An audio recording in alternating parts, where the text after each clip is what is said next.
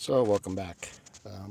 After this morning's scare with my stove, I'm really going to have to rethink how I'm doing stuff. I felt like this was a pretty darn good way to make a bad or a less than ideal situation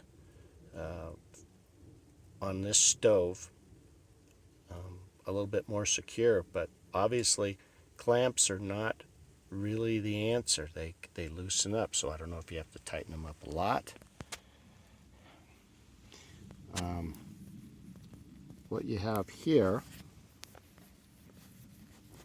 is I took this cookie sheet, just aluminum cookie sheet I picked up at a secondhand store, and I marked all my holes, and I put wing nuts here, and then I have little cap bolts on the bottom of those.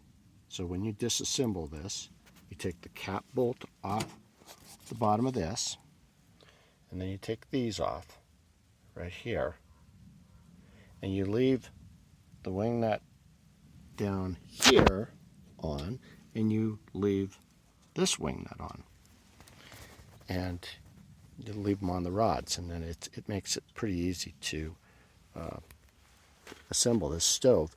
If you have a strap, you need to put a strap around that stove to hold everything together when you're putting it together, or you're going to have quite a time, because I don't think I've heard of anyone using this stove that didn't have warpage problems. Now this, maybe the secret is you just got to make sure and tighten those clamps a lot, but I happen to have a spare one. That one right there was a spare that I carried. The one that was there before, I could do nothing with it. Evidently the heat had ruined it, and I couldn't do anything with it. So there's improvement, and I think that the biggest improvement you could have on this is something that is attached with screws, and that stovepipe is attached with screws. But like everything else, practice, practice, practice. I mean, the more you use it, the more you're going to figure out what you like and what you don't like. I'm just trying to let this thing get out. The little damper situation here that goes right here, it actually works very, very well. I thought it was pretty cheesy at first. It works great. That's a good damper. The spark arrestor, like I showed in another video, you need to bring a brush along so that you can clean it all the time. If this was summer, you absolutely have to use a spark arrestor. It's required.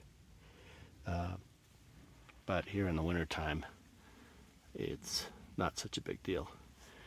But I was a little bit spooky this morning, and what I probably should have done, thinking back on it, is I should have just taken the stove and just grabbed it and put it out of the tent.